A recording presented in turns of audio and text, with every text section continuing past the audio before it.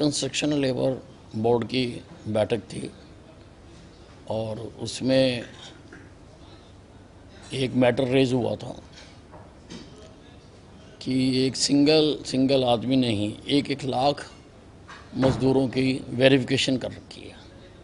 जब हम रजिस्टर्ड करते हैं एप्लीकेशन देने के बाद वेरीफाई करवाते हैं तो एक आदमी ने 1 लाख कर रखी थी, एक आदमी ने 90,000 कर रखी थी।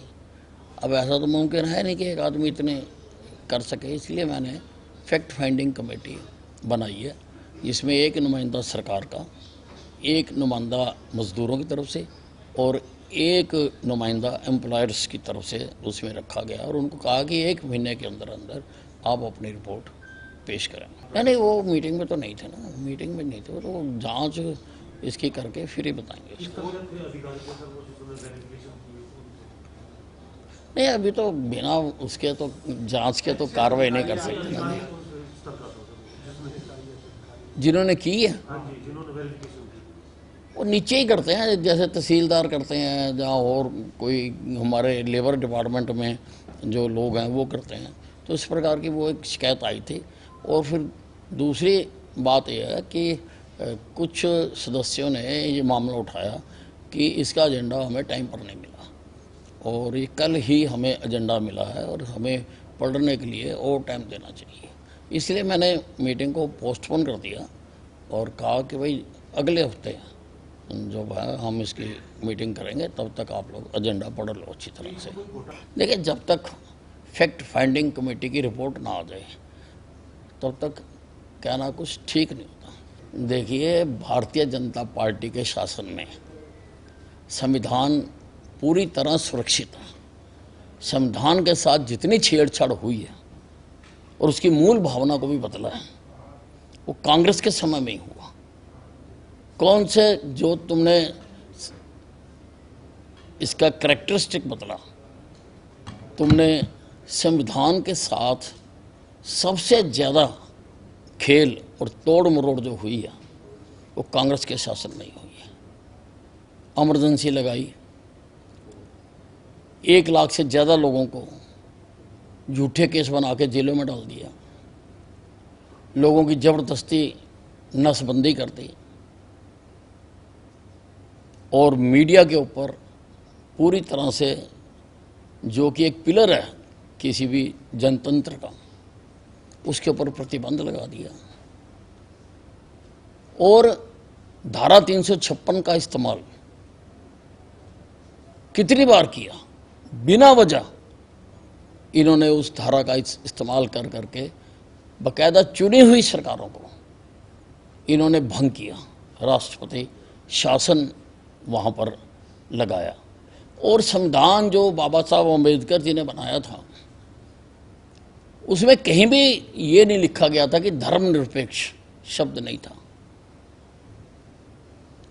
वो इन्होंने उसमें शामिल किया और ऐसे कई प्रकार के इन्होंने काम किए हैं। भारतीय जनता पार्टी के हाथों में संविधान पूरी तरह से सुरक्षित है। उनका जो मोह है वो बाहरले देशों में ज़्यादा है और शायद वो अपने आप को हिंदुस्तान का मानते भी नहीं हैं, ओरिजिन का नहीं मानते हैं कि हिंदुस्तानी है। इसलिए वो जब भी बाहर जाते हैं देश की धज्जियाँ उड़ाते हैं, जब भी बाहर जाते हैं देश की संस्थाओं की धज्जियाँ उड़ाते हैं। पिछला इनका रिकॉर्ड निकाल के देख लो भाई, यहाँ बोलो ना, यहाँ कौन सा रोक लगा रखी है, कोई मना करता है? यहाँ पर लोकसभा में जब बोलना होता है, अब कई दिन लोकसभा में उपस्थित नहीं होते, जो कि सबसे बड़ा मंच है। लोग आपको चुनकर भेजते हैं, आप ये बातें वहाँ भी कह सकते हैं, आप उसके लिए यहाँ पे जो भी प्रजातांत्रिक तरीके हैं उनको भी अपना सकते हैं। लेकिन ये उनकी आदत में शुमार है कि बाहरले देशों में जाके हिंदुस्तान की बेइज्जती करना।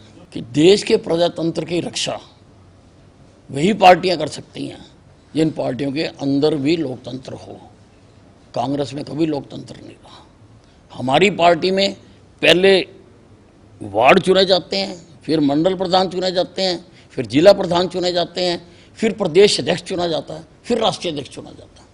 इनके सब कुछ उल्टा। इनके ऊपर प्रधान तो नेहरू गांधी परिवार का ही होगा, वो सीट तो खाली है ही नहीं। बाकी जगह पर भी वो ऊपर से जैसे आजकल कंपनियां एजेंसियां बांटती हैं उस प्रकार से वो एजेंसियां बांट देते हैं। भाई तू हरियाणा का इंचार्ज, तू पंजाब का इंचार्ज, तू यूपी का इंचार्ज, और वो इंचार्ज फिर आगे जिले के बांट देता है और जिले वाला फिर आगे और बांटता है। और अब तो इनकी ये हालत है कि इनका किसी भी स्तर पे संगठन नहीं है। और इसका इससे बड़ा एग्जाम्पल क्या होगा कि एक पार्टी इतना समय बीत जाने के बाद भी अपना लीडर ऑफ अपोजिशन तय नहीं कर पाई, जिसकी वजह से कई काम भी रुकते हैं, क्योंकि कई कमेटियों में लीडर ऑफ अपोजिशन मेंबर होता है। तो ये अभी तक तय नहीं कर पाए। कांग्रेस की ये हालत है। जिस पार्टी के अंदर ऐसी हालत होगी तो उस पार्टी में किसी के जो अधिकार हैं वो सुरक्षित नहीं रह सकते। और देखिए, अब ये तो मैंने बताया आपको कि ये तो कर्मण्यता है कांग्रेस पार्टी की, लैक ऑफ डिसीजन मेकिंग। उनको डिसीजन नहीं कर सकते, और ऐसे लोग सरकार कैसे चला सकते हैं जो अपनी पार्टी के फैसले नहीं कर सकते? वो देश के फैसले कैसे करेंगे?